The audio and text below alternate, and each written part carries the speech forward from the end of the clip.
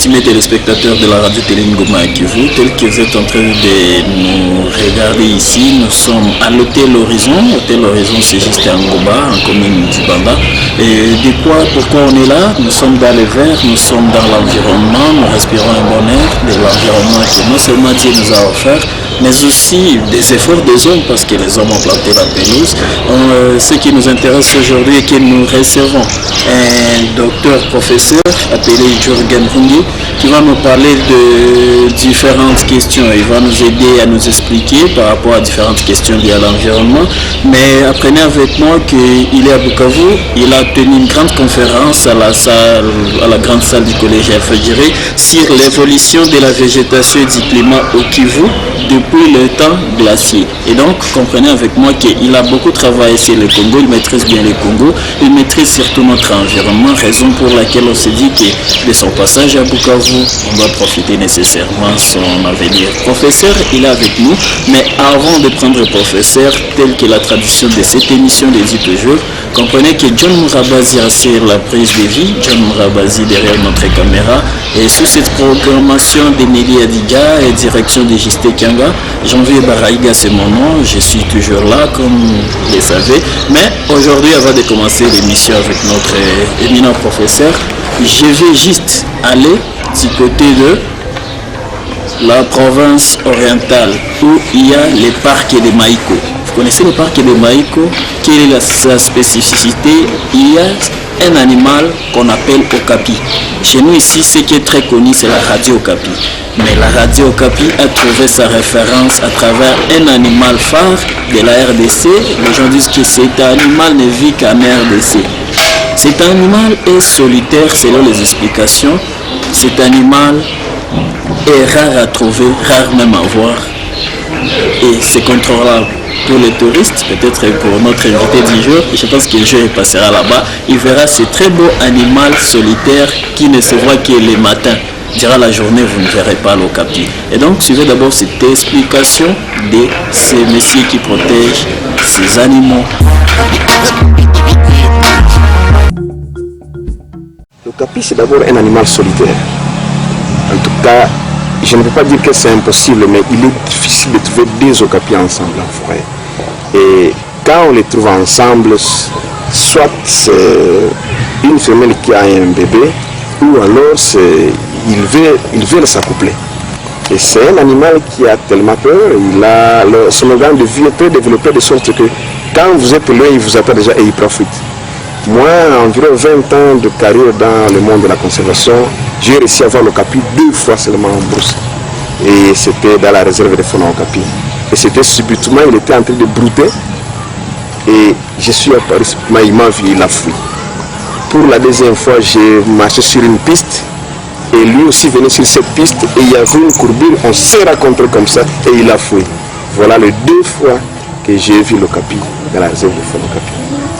Pour ce qui est des effectifs, à la Maïko, on n'a jamais couvert tous les parcs par les inventaires.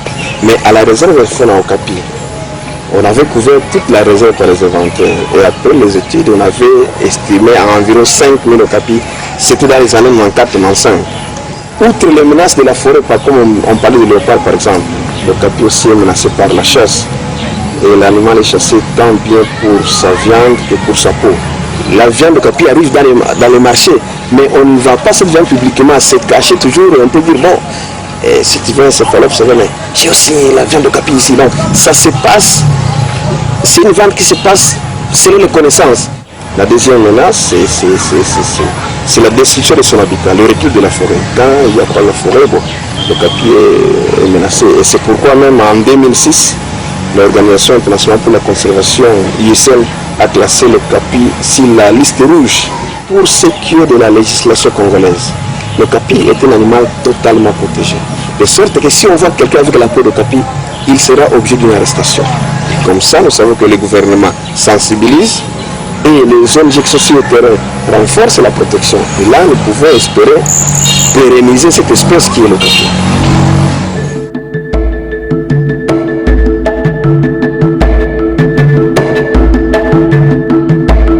téléspectateurs, nous retournons sur ces plateaux tels que je le disais. Nous avons un éminent professeur, le professeur à l'université de Francfort en Allemagne.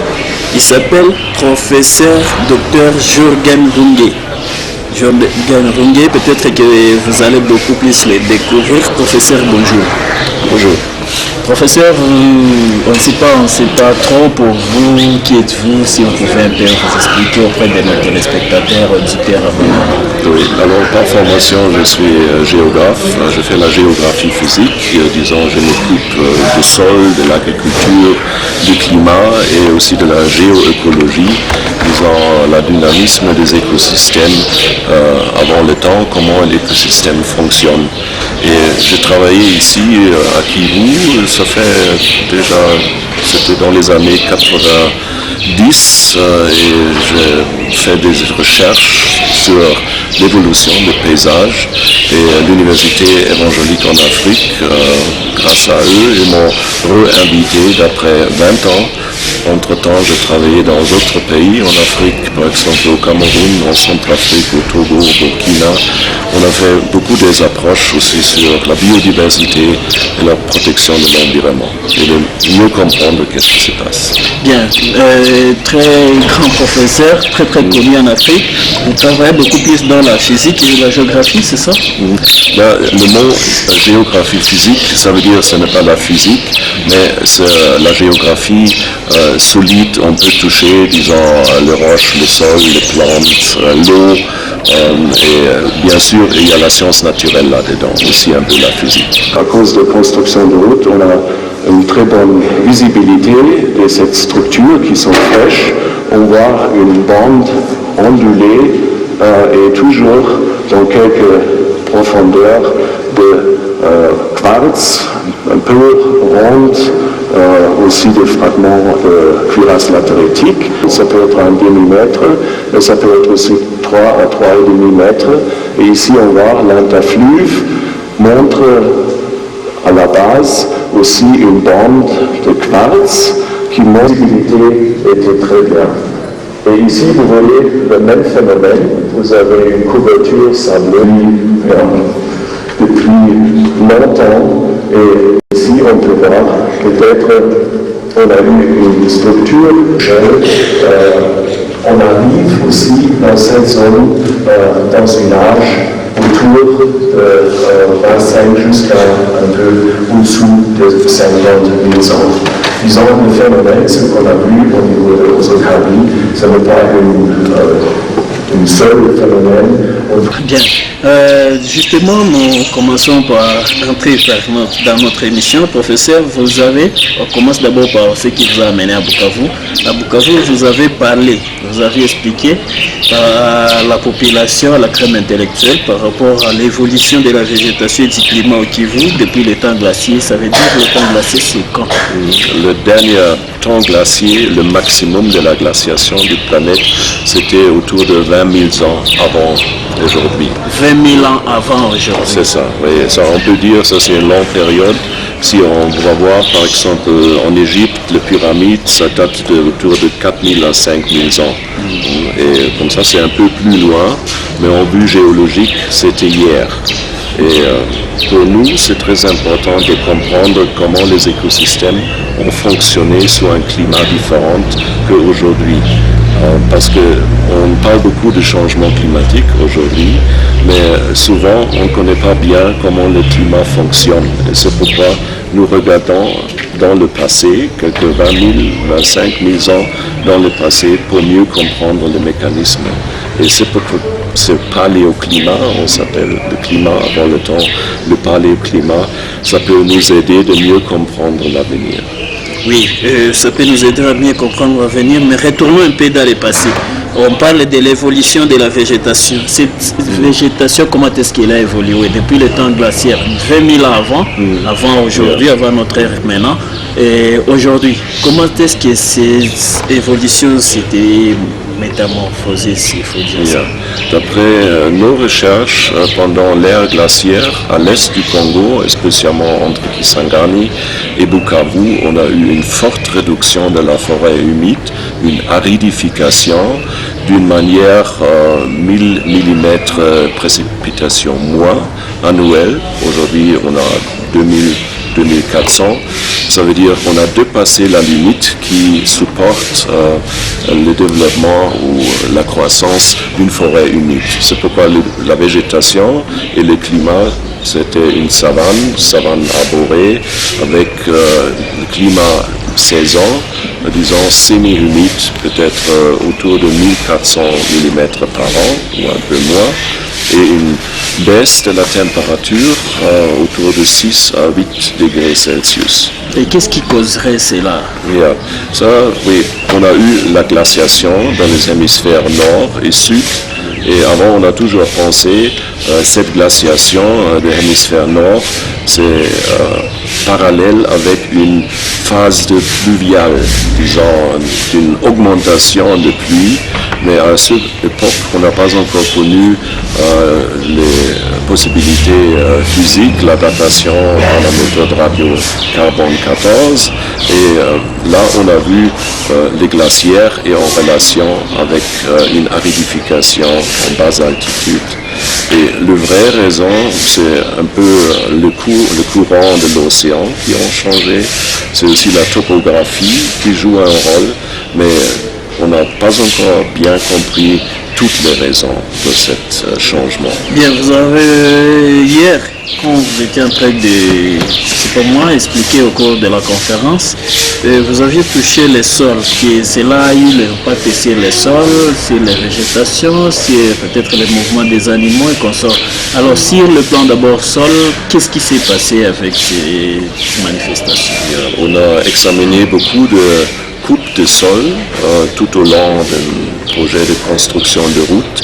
Et normalement, si le climat reste stable, si la couvert végétal est intact, on va avoir, on s'appelle ça, un développement autochtone sur place avec une formation typique des horizons de sol.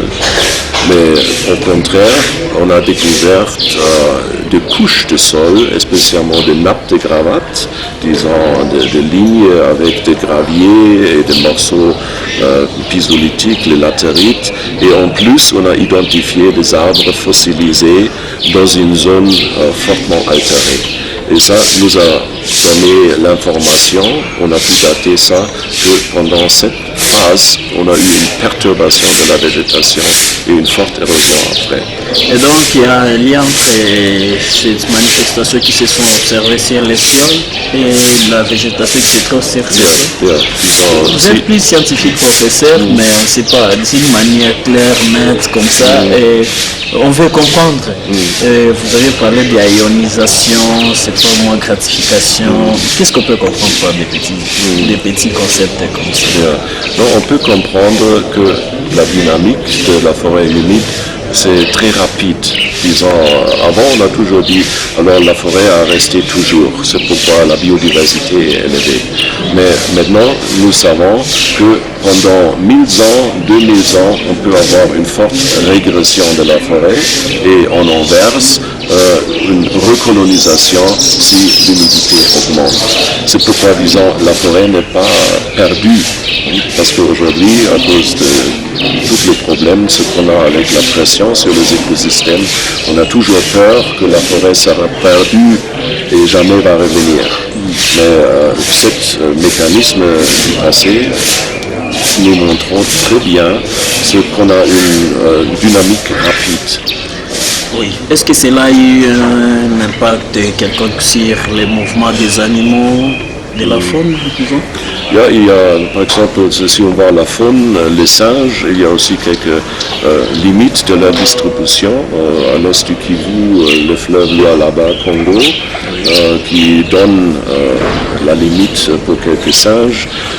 Pour la végétation, c'est encore plus complexe parce que la végétation ne peut pas simplement bouger, c'est une migration plus lentement. Mais on parle d'une zone où végétation et aussi quelques animaux peuvent survivre une phase d'une aridité. Bien, je rappelle aux téléspectateurs que nous sommes avec le professeur Jürgen Runge. Il est professeur de l'Institut de physique et géographie de Francfort. Francfort, c'est en Allemagne, nous sommes en Europe. Il est de passage à Bukavu, voilà que nous profitons de l'occasion de continuer avec lui. Professeur, hier à pleine conférence, parce que nous faisons toujours, nous avons comme allusion la conférence. Hier, dans la conférence, vous aviez beaucoup plus mettre le point sur la protection des parcs nationaux de Kahuzi-Biega. Parc national de Kahuzi-Biega, c'était pour vous une grande inspiration au Kivu montagnais? Oui, c'était ça, parce que pendant ce projet de construction de route, on a toujours discuté les possibilités, comment on peut contourner le parc ou comment on peut faire un compromis entre la nécessité de transporter les marchandises et la protection des forêts. Et en plus, j'étais vraiment étonné de voir, d'après 20 ans, la croissance de la ville de Bukavu, que la population a peut-être plus de doublé et en vue de l'environnement, on a beaucoup de problèmes concernant il y a des risques de glissement de terre et d'avoir dans les années à venir une alimentation pour toute la population. Donc ça veut dire qu'avec la pression de la population, si je ne sais pas, que vous craignez la disparition ou bien sa désertification? Ça va provoquer la dégradation, disons l'érosion du sol, la surutilisation, l'aridification, disons ça c'est un processus d'un séchissement du climat. Ça ne va pas directement venir à cause d'une forte population, mais le problème, si vous parlez du parc national Kahuzi-Biega, c'est vraiment la pression sur les frontières du parc et la tendance, je crois, il y a les gens qui rentrent dans le parc pour faire la collecte de produits, coupe des arbres et ça c'est un problème très sensible et aussi la population doit être informée pourquoi ce parc est important pour nous et également qu'on s'occupe de leurs besoins comme la nourriture de base, de l'eau, de l'infrastructure de formation. Et regardez, cette même population vit depuis longtemps dans ce parc. Ils mangent là-bas, ils vivent là-bas, ils font étudier leurs enfants là-bas. Alors si vous préconisez cette façon de limiter peut-être les activités à la forêt, est-ce que ce n'est pas une façon de laisser perdre toute une population? Dans d'autres cas, souvent dans le monde, on installe des parcs nationaux où il y a encore une population dedans et on leur donne par exemple des droits spéciaux pour qu'ils peuvent utiliser dans une manière contrôlée leur tradition ou si on le force de quitter, vraiment il fallait leur donner une compensation.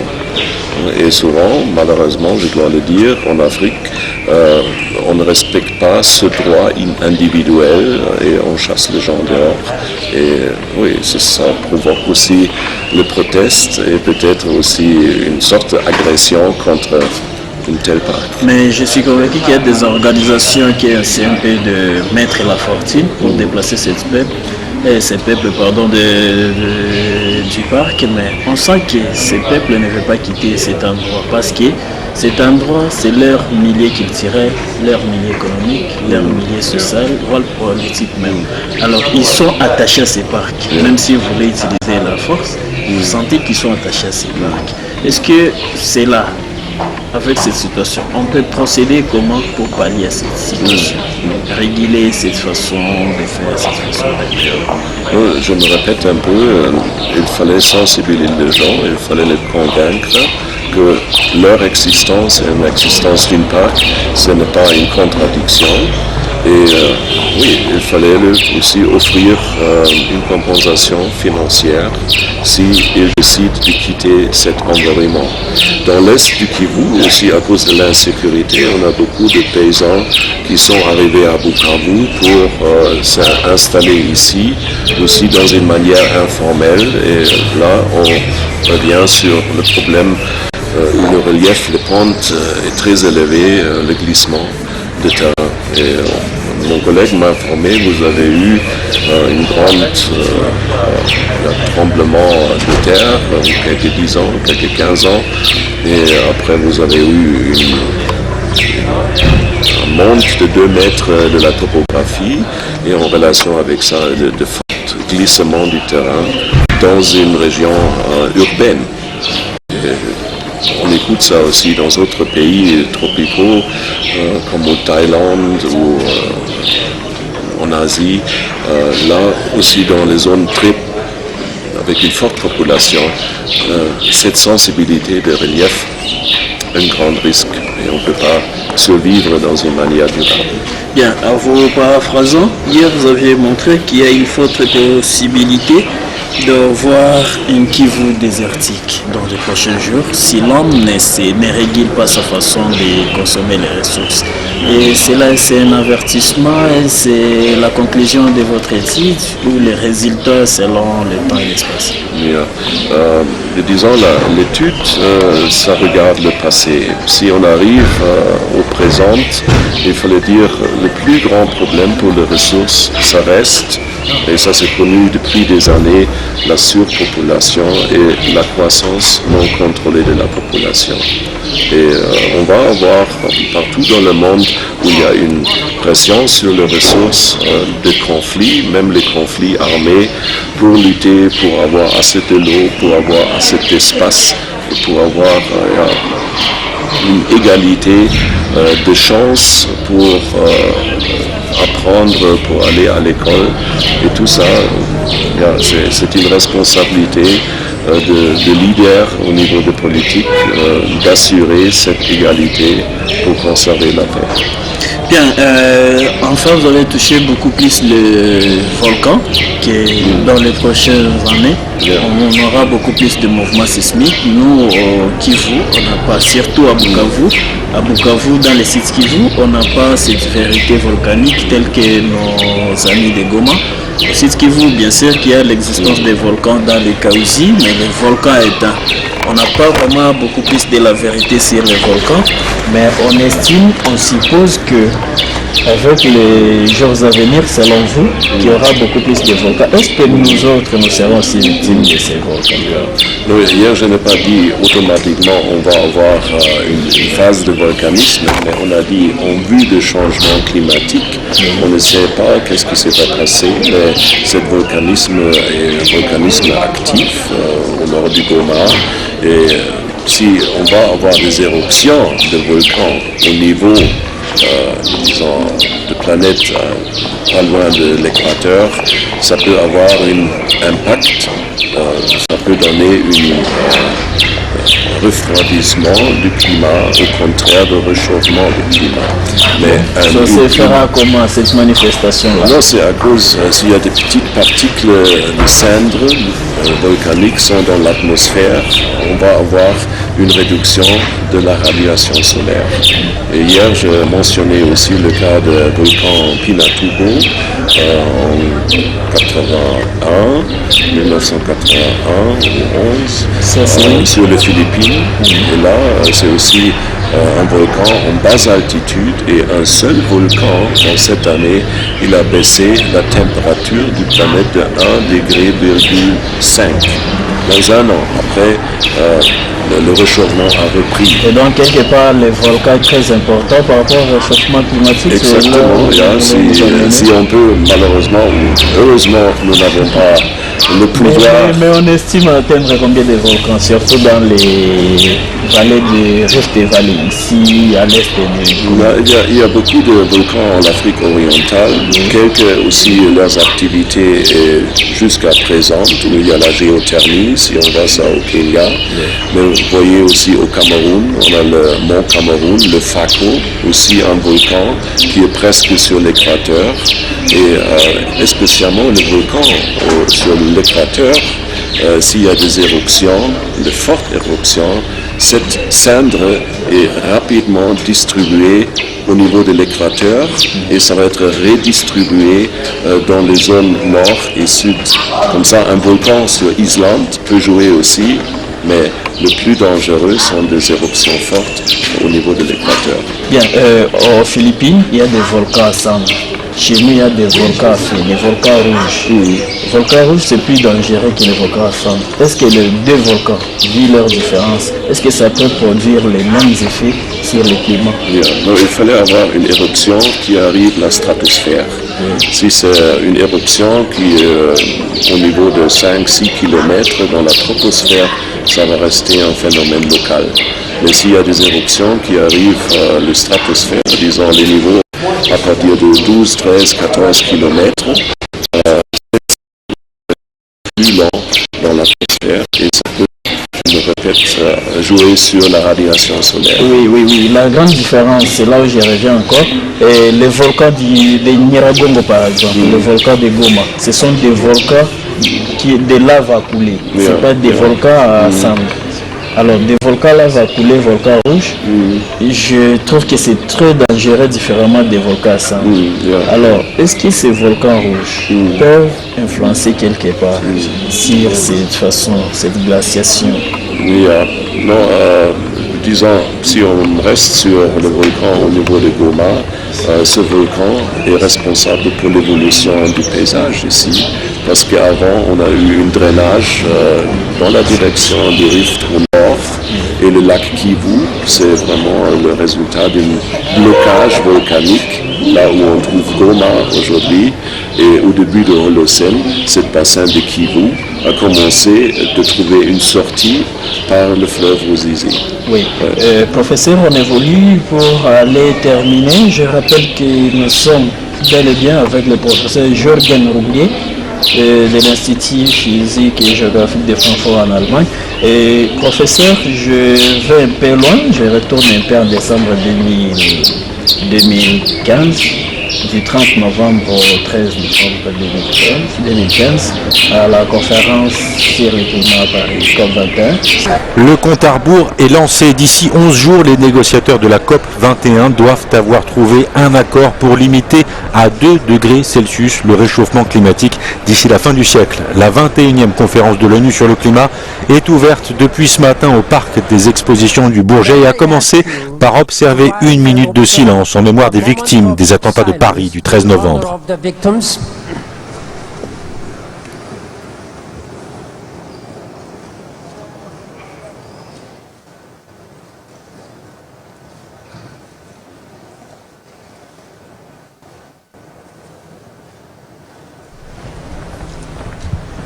Merci and thank you.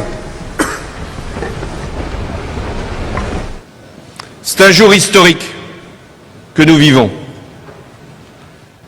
Jamais une conférence n'avait accueilli autant d'autorités venues d'autant de pays. Mais jamais, je dis bien jamais, l'enjeu d'une réunion internationale n'avait été aussi élevé.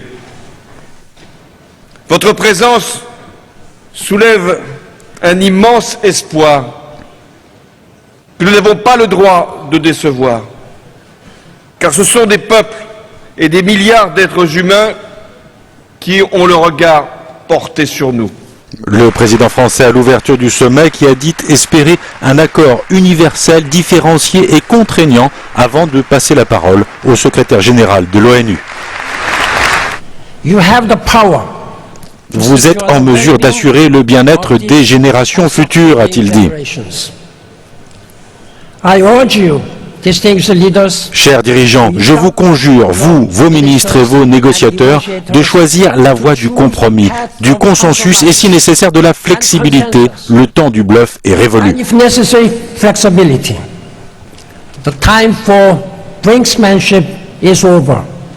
Le monde entier réuni au Bourget 2 semaines après les attentats qui ont fait 130 morts à Paris. Le président français, comme d'autres chefs d'État, y a vu un symbole. Quel que soit le résultat du sommet, la photo de famille est historique. Pensez-vous que cette conférence serait une solution par rapport à la question de l'environnement du monde aujourd'hui? Non, généralement, on peut dire que la conférence à Paris en novembre, début décembre, a bien marché parce qu'on a trouvé quelques conventions sur sauvegarder le climat, mais les données concernant la réduction des émissions sont très optimistes, très engagées, et maintenant l'avenir va montrer est-ce que l'État individuel, le pays, sont capables de suivre cette ligne. Bien, il y a de ces chercheurs-là qui critiquent la façon dont la Chine, les États-Unis s'étaient comportés par rapport à leur taux de réduction des émissions de gaz à effet de serre. Est-ce que cela, c'est pas une façon de distraire encore une fois l'opinion? Et pourtant, selon les Américains, c'était une avancée correcte. Ok, mais comme quelques années avant, les Américains ont encore refusé de participer dans cette négociation. Oui. Comme ça c'est déjà un petit succès d'avoir toutes les partenaires prenantes dans le bateau global. Oui. Mais pour la Chine, c'est vraiment à cause de cette forte population et ce processus de développement, d'une part déjà pays industrialisé, d'une part encore pays de développement avec une forte croissance et de besoin de développement économique, ça va être très difficile d'arriver le taux, ce qu'on a discuté à Paris. Bien, la RDC a dit contribuer jusqu'à 17% des émissions de gaz à effet de serre, cette contribution, mais au fil il se peut que la RDC a reçu une somme qui ne répond pas vraiment à ses efforts. Est-ce que cela, ça devient maintenant très commercial? Est-ce que cela ne peut pas aussi perturber la poursuite de notre environnement? Non, il y a beaucoup de problèmes concernant ce aspect aussi. Aussi, si on regarde dans les émissions, on regarde seulement le problème de ressources fossilisées, le CO2 s'il vient par le pétrole et le hydrocarbure, le charbon. Mais si on voit le problème de feu de brousse, ça aussi, ça pose un problème parce que aussi le pays en Afrique donne des émissions, même si on peut compenser cette émission par planter des arbres. Mais à mon avis, ça reste toujours déficitaire. C'est pourquoi on a d'autres mécanismes comme le RED plus, pour éviter les émissions qui viennent par la combustion de nos arbres. Oui, parce que vous parlez du RED+, je rappelle d'ailleurs qu'on va devoir suivre le ministre congolais Robert Bobolo, le ministre congolais de l'Environnement, qui parlait de ce processus RED+. C'était juste à son retour à la conférence de Paris sur le climat, n'est-ce pas, John Rabazi? La RDC, depuis 2009, consomme beaucoup de sacrifices pour apporter une contribution importante dans la réduction des émissions de gaz à effet de serre, et à travers le mécanisme RED, nous tenons à garder nos forêts, nous tenons à protéger nos forêts de la déforestation et de la dégradation, mais cela ne va pas sans des exigences financières. Donc il faut qu'on puisse nous donner un moyen conséquent pour conduire ces projets, ces mécanismes à bon port. Nous avons ensuite notre CPDN, la contribution prévue déterminée nationale, pour arriver à réaliser une réduction des émissions de gaz à effet de serre de l'ordre de 17%. Tout cela, il faut des moyens. Il faut des moyens pour que nous puissions mener des actions prévues dans le cadre de ces CPDN. Nous avons aussi des exigences. J'ai évoqué le problème du mécanisme RED. Il y a par rapport au texte, à l'accord qui doit être signé, et nous avons aussi des prétentions par rapport au maintien dans les textes, à l'intégration dans les textes de certains principes fondamentaux de la Convention. Le principe de différenciation, le principe de l'équilibre, des moyens qu'il faut affecter aux actions d'atténuation et d'adaptation. Nous avons besoin d'être connectés dans les corps du texte, le mécanisme RED, parce que quand on a élaboré le texte et l'accord, les RED n'étaient pas encore nés. le mécanisme est antérieur au lancement du mécanisme RED. Maintenant, il faut qu'on le mette parce que la forêt, c'est la forêt qui est le principal moteur des émissions de gaz à effet de serre. Alors, tant que les forêts ne sont pas inclus dans la convention, nous ne serons pas bénéficier des financements conséquents. Alors, il y a les pompes de financement, le terrain pompes de financement qui doivent tenir compte de notre taille comme deuxième poids, deuxième massif forestier mondial. C'est nous qui détenons le plus gros des réserves forestières après disons l'Amazonie, le Brésil et l'Amazonie.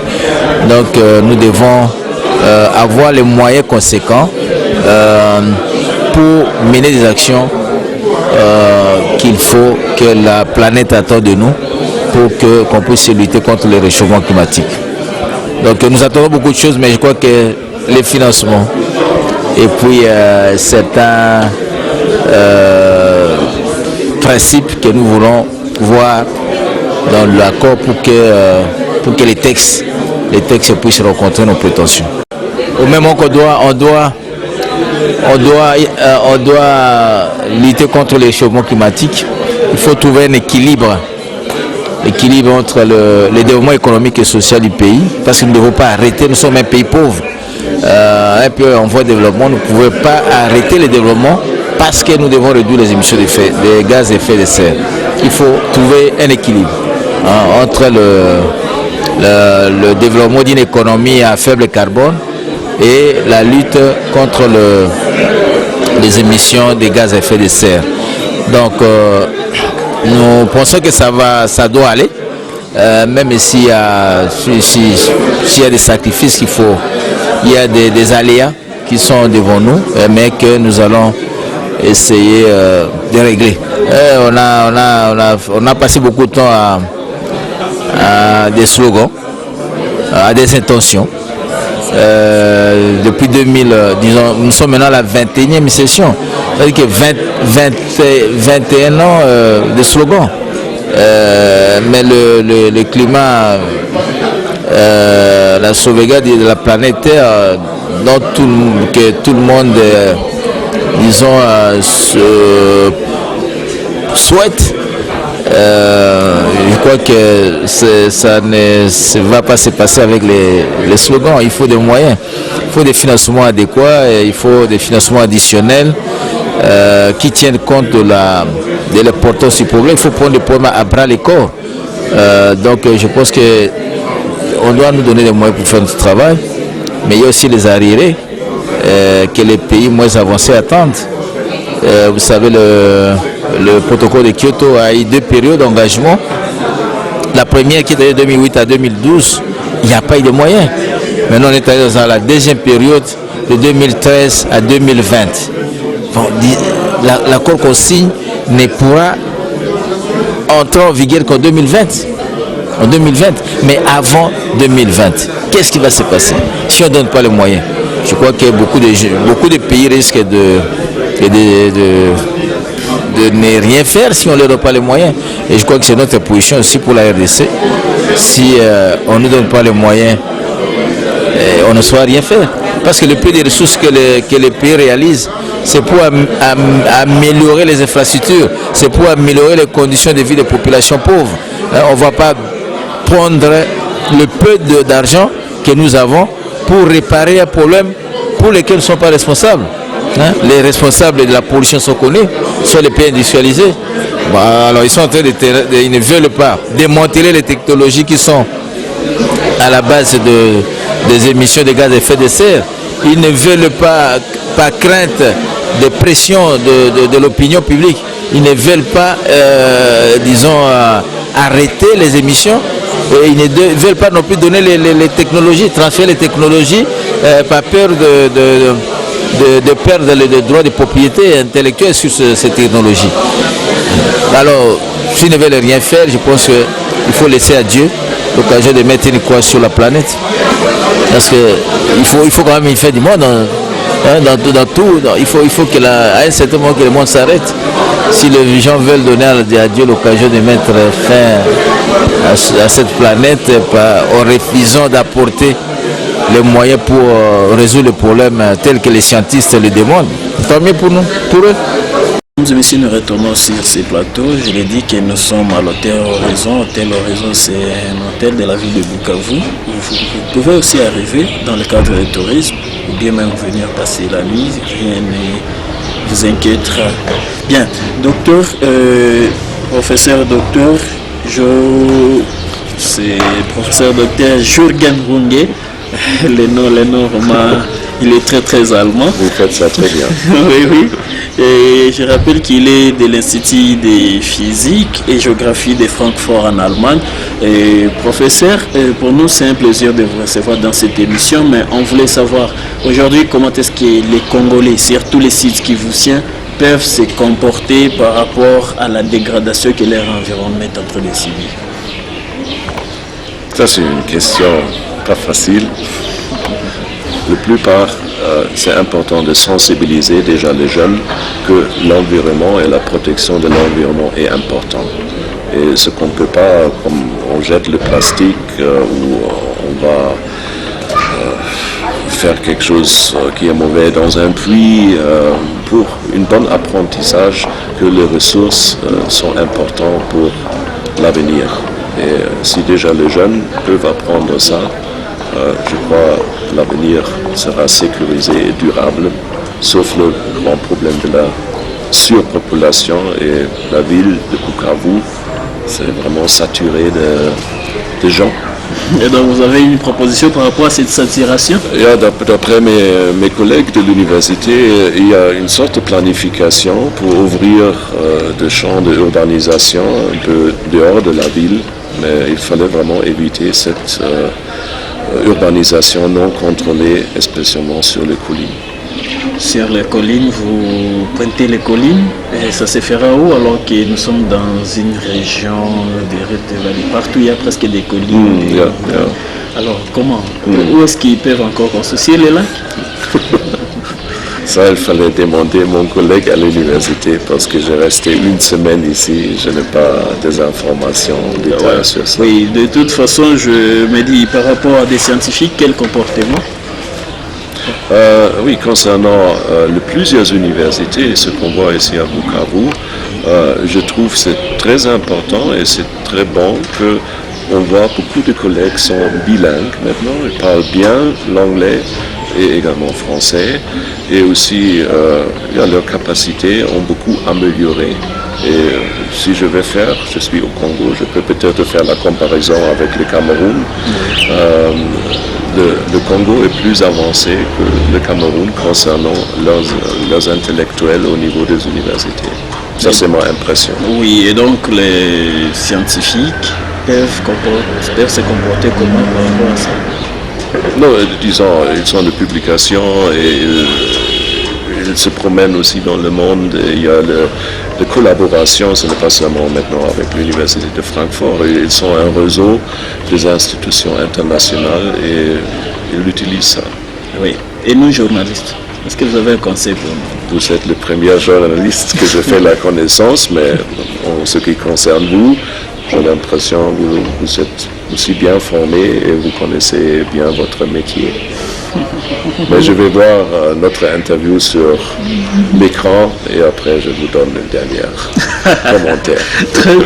Très bien, merci professeur. Et c'est comme ça que nous sommes en train de clôturer cette émission qui a essayé un peu de retoucher les différents aspects climatiques, les différents aspects liés à l'environnement. Et on avait comme invité des professeurs Jürgen Runge, il est de l'Institut de physique et géographie de l'Université de Francfort. Francfort, c'est en Allemagne, en Europe. Il est de passage à Bukavu où il a tenu une grande conférence sur l'évolution de la végétation du climat du Kivu depuis le temps glacier. C'est ça, oui. Professeur, pour nous, c'est un grand plaisir. C'est pour nous un grand plaisir vraiment de vous recevoir. Nous pensons qu'une fois encore à Bukavu, on aura cette opportunité de vous avoir comme invité, n'est-ce pas? Oui, ok. Merci beaucoup pour l'occasion. Merci, professeur. Merci. Okay.